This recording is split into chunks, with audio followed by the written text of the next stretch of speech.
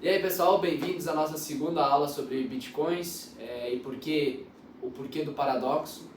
Então hoje nós vamos falar um pouquinho mais de aspectos mais técnicos, só retomando que na última aula a gente falou sobre os aspectos do ouro, coisas de moeda, conceitos básicos para a gente entender a reflexão que nós vamos trazer daqui para frente. Agora a gente vai explicar alguns aspectos mais técnicos da mineração do Bitcoin. Como é que ele é... Primeiro, o que é a mineração? Mas, assim, esse assunto a gente não consegue se aprofundar porque a gente não é técnico. Tá? Não somos técnicos de computação. Mas a gente tem uma noção e, para quem está entrando, vai ver jargões, vai se deparar com palavras que talvez sejam estranhas ao vocabulário. Então, e é legal vocês saberem a lógica o que a gente vai explicar é a lógica por alto, como é que funciona a lógica de como é que funciona. Como é que é criado o Bitcoin, né? Como é que é o que é o Bitcoin? Porque a moeda a gente sabe, o ouro a gente sabe. O ouro tu vai lá, minera na pedra e tu tira o ouro. A moeda, o papel, a gente imprime e aí você tem o papel. Agora, como é que a gente tem o Bitcoin? O que é essa Bitcoin? Né? É um código, é uma linha de código, é uma sequência, é um programa, é um aplicativo? Né? Então precisava... O que é o Bitcoin? O que é o Bitcoin? É virtual. Então é isso que a gente vai trazer nesse episódio. Então, após a vinheta, fica aí.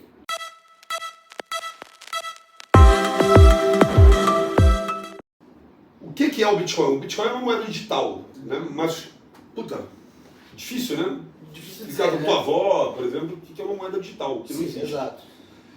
Então, como a gente falou, a gente não vai entrar em profundo aspecto técnico, até porque vocês não querem nem saber disso aí, mas eu acho que tem que ser falado superficialmente, até pelo nosso conhecimento técnico também, não é profundo. Mas a gente vai falar o que a gente sabe. Então a gente pode falar alguma besteira aqui, eventualmente. Vocês corrijam a gente. Então, a Bitcoin, na verdade, é um protocolo matemático, tá? Ou seja, é um programa matemático público que pode ser usado por qualquer um que esteja disposto a validar a transação da moeda. Ou seja, em outras palavras, a moeda ela tem um código.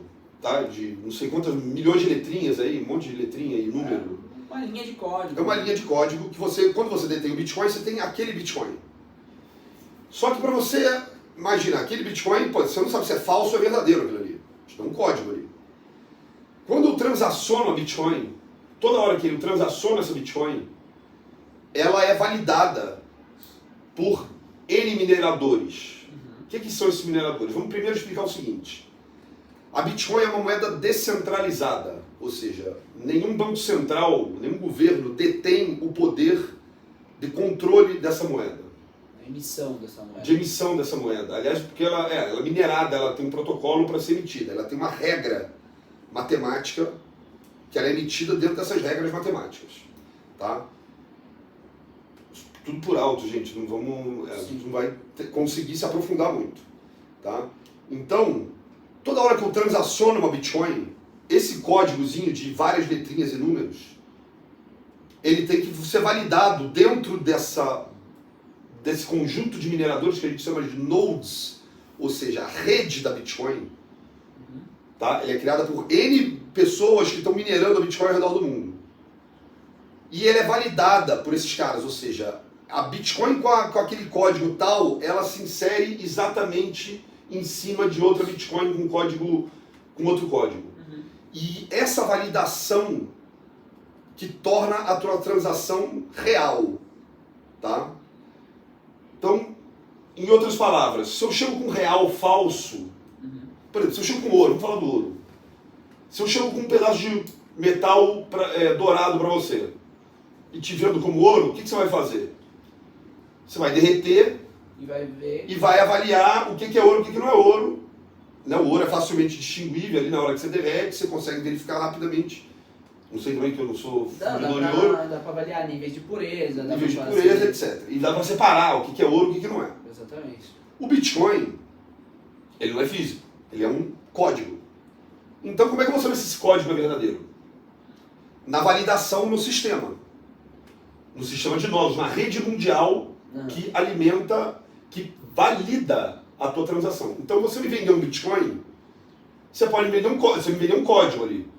Como é que eu vou saber se esse código é verdadeiro ou falso? Para não existir, porque até o seguinte, o código do Bitcoin é inviolável. Até porque você tem um negócio chamado blockchain. A blockchain é um livro contábil que é público para todos. Esse livro contábil é o mesmo para todos. Todas as bitcoins, elas têm um lugar certo nesse livro. Então, toda hora que é feita uma transação de bitcoin, essa bitcoin ela é encaixada no lugar certo dela. Se essa bitcoin for falsa, ela não encaixa em lugar nenhum. Então, a tua transação não é validada. Por isso que é impossível você falsificar uma bitcoin. Até porque é o seguinte, esse livro contábil e os autenticadores estão espalhados ao redor do mundo. Todos esses caras estão vendo a tua transação.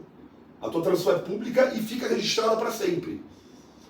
Então, aquela Bitcoin, especificamente, ela encaixa naquele lugar. E quando você muda de mão em mão, isso aí ele valida a existência daquele código. Tá? Aquele código existe na blockchain, né, no bloco número tal, etc, etc, etc. Então, essa operação de validação da transação, ela é feita pela essa rede de mineradores. Quem são esses mineradores? É quem mantém a rede viva da Bitcoin. É como se fosse o sistema de liquidação. Sim. Como se fosse o CETIP. Só que ele é descentralizado, então ele está em vários computadores ao mesmo tempo. Por isso que é impossível você hackear. Você não consegue hackear, você não sabe quantos caras tem isso aí. Sempre vai sobrar um que tem o código. É impossível você hackear milhões de computadores no mundo ao mesmo tempo. A diferença é hackear um banco central até. Exato, porque daí é um servidor só. Um cara né? só, um servidor, mas tá ali num lugar só. Isso. Né?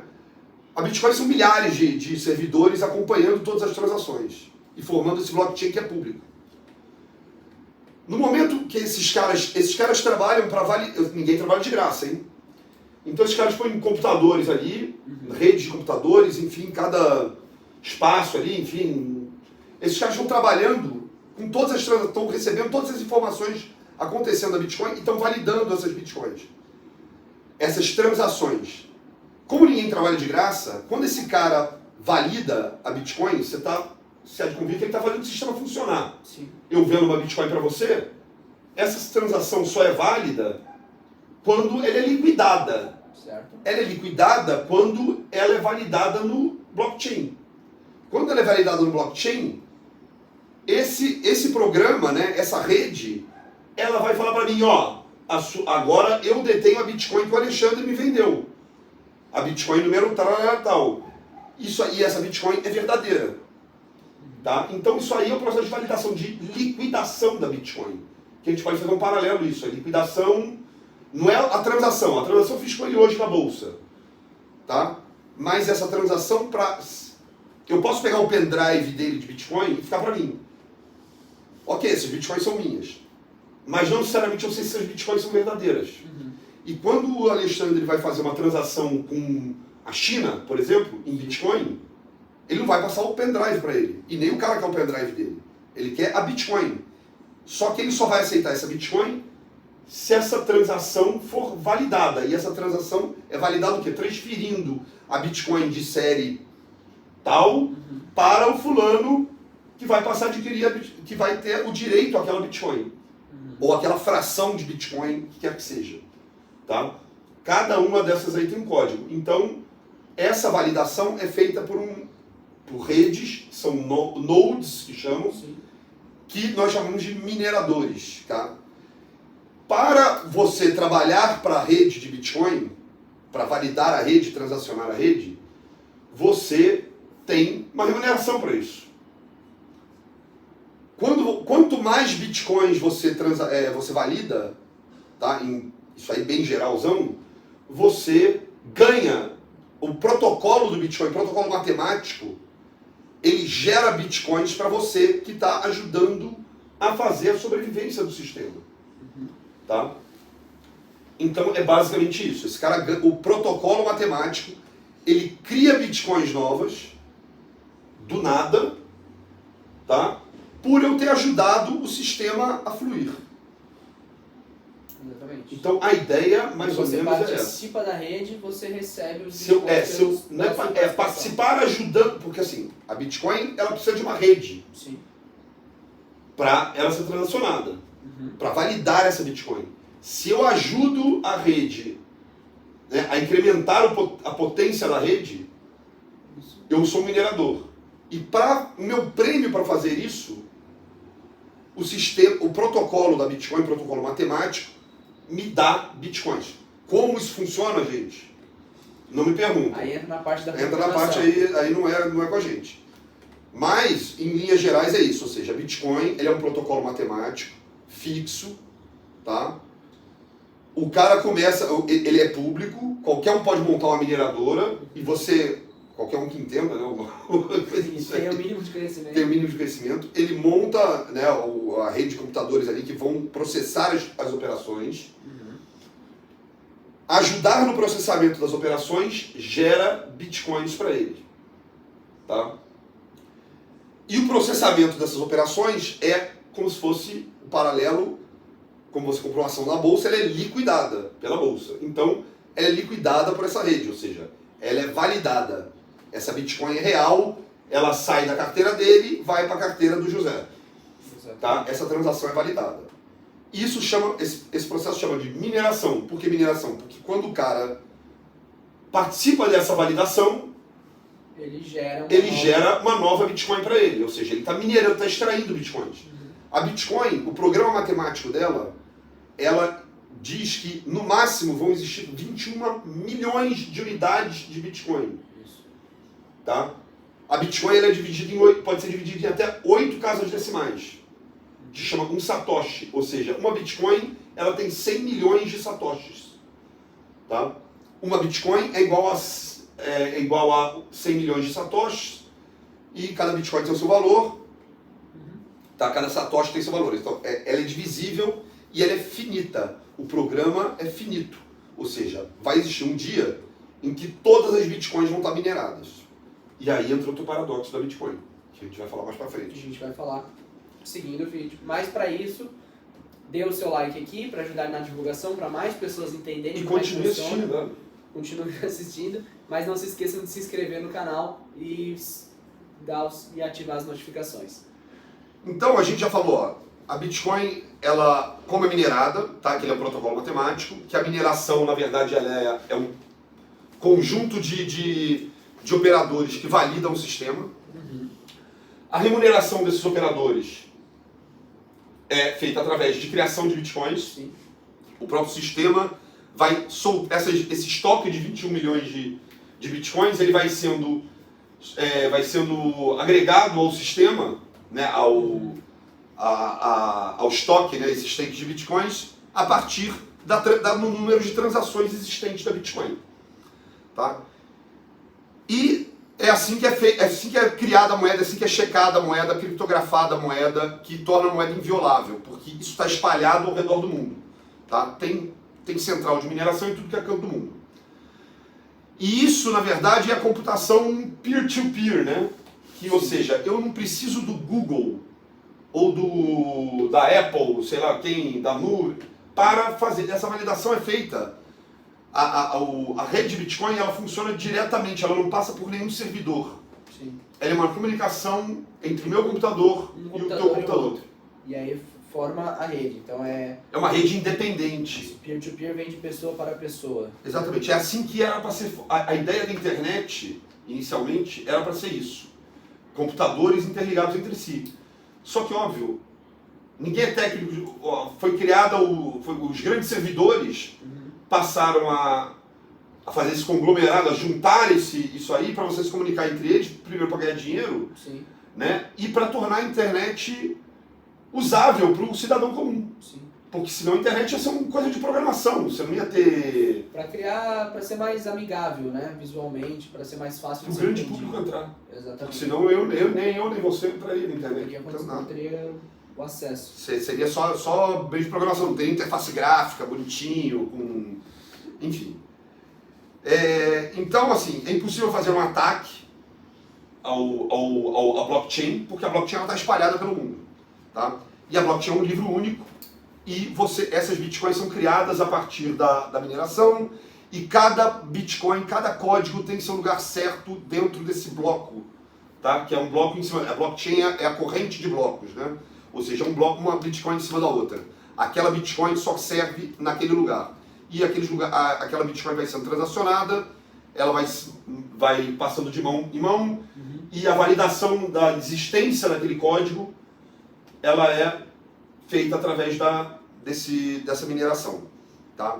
Então, vamos fazer um paralelo diferente. Eu vou para a bolsa de Bitcoin, eu compro uma Bitcoin. Então, o tempo de transação dessa operação é uma coisa. Ela às vezes demora, até por causa da infraestrutura das bolsas ainda é precária. Já foi bem pior, mas... Mas perto das estruturas de mercados organizados que a gente tem... Profissionais, né? Ainda é bem precária. Bem precária. Mas o tempo de liquidação, que é a validação na blockchain, é muito mais rápido do que a liquidação de qualquer outro ativo financeiro hoje no mundo.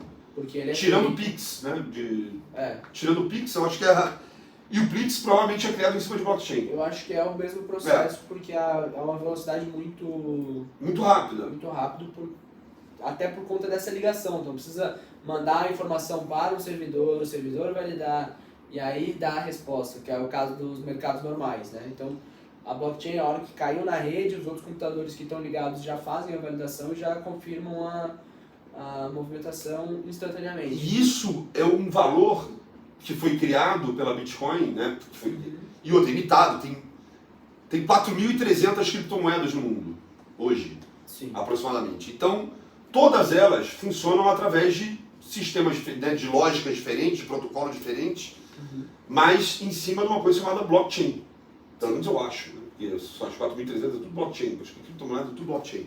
Mas enfim, a blockchain é um processo de validação, ou seja, de liquidação de operações financeiras, documentais, qualquer coisa que é feito de forma muito rápida ao redor do mundo, e é um sistema universal. Na verdade, é uma tecnologia que baseia a moeda, mas ela tem outras funcionalidades, né? E outra, é universal. Na verdade, a blockchain ela é lida no Irã, como nos Estados Unidos, como na Venezuela, como no Brasil. É tudo a mesma linguagem, ou seja, não são sistemas bancários diferentes que precisam se adaptar, não. É uma linguagem só. Isso que torna a Bitcoin universal. E isso que torna a blockchain uma tecnologia que realmente veio para ficar. Exato. Essa é uma das grandes contribuições da Bitcoin, mas não necessariamente ela como moeda. Como moeda a gente vai discutir depois, mas a blockchain realmente é uma...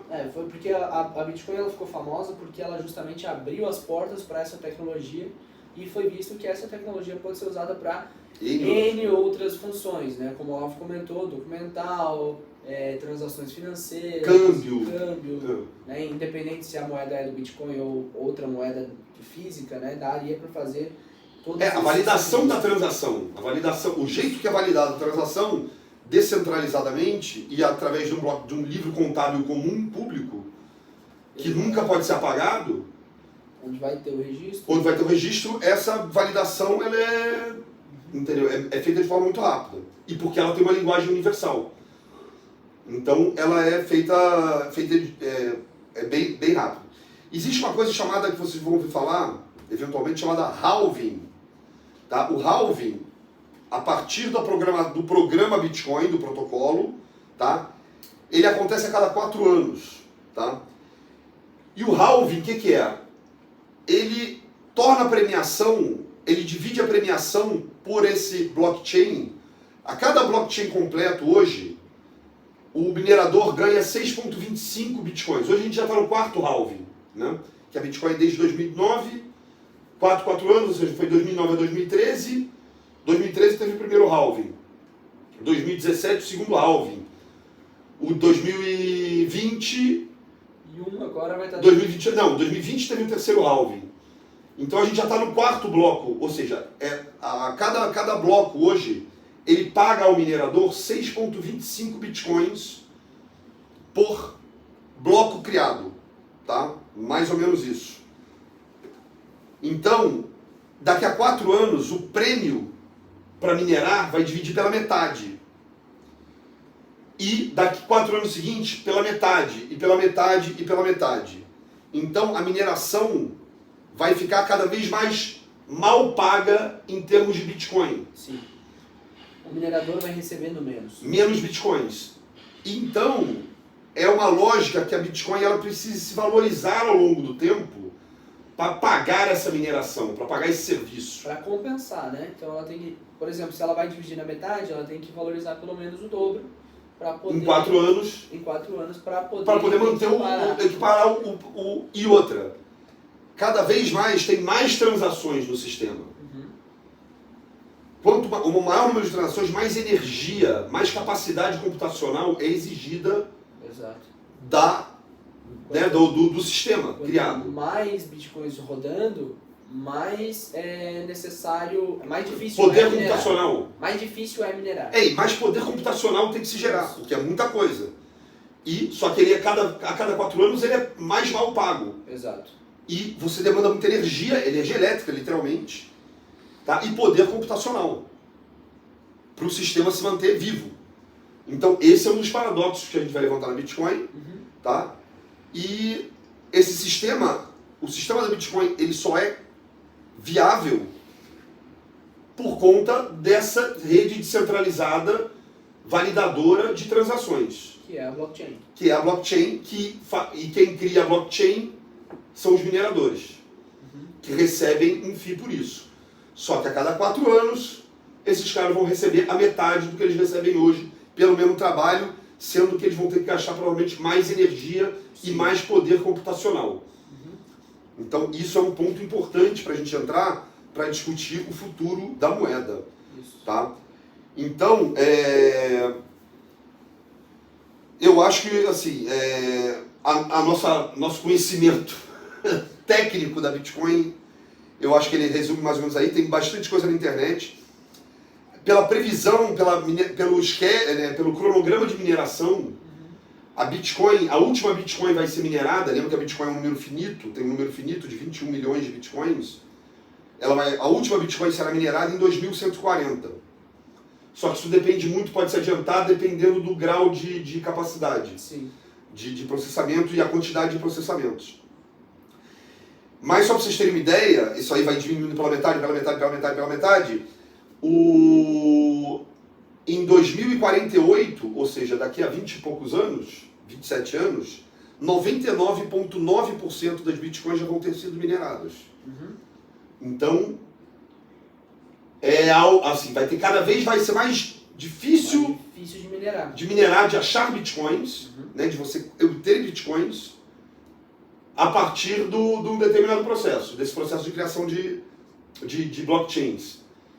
Então, é por isso que dizem que a Bitcoin ele é deflacionária, ou seja, a Bitcoin ela tem que valer cada vez mais para ser viável. Sim.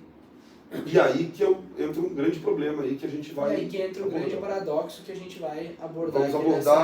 É o tema central dessa nossa série. É o tema central. Então, hoje a gente está no quarto halving, né, pagando 6,25 por bloco completo, tá? Enfim, o último Bitcoin vai ser recompensado através de 0,00001 Bitcoin. Ou seja, os 6,25 vão virar um Satoshi. Hoje eu recebo 6,25 por bloco criado. 6,25 Bitcoins por um bloco criado. Eu vou passar a receber 0,0001 um Satoshi pela última Bitcoin pelo último bloco a ser criado. Então, dado que eu vou gastar o equivalente ao que eu gasto de energia hoje, para receber 6,25 bitcoins, eu vou receber 1 centésimo de milhão de bitcoin para fazer o último. Então, em tese, a Bitcoin vai ter que estar valendo R$ 1 milhão. R$ 1 milhão reais não existe. Dólares. Ou seja, vai ter que muito mais. Milhões para poder compensar o cara fazer a mineração. E tá aí esse é o principal paradoxo da Bitcoin que a gente vai chegar. É o valor dela, tá? Então, no próximo bloco, a gente vai começar a entrar na questão do paradoxo da Bitcoin. Quais são as...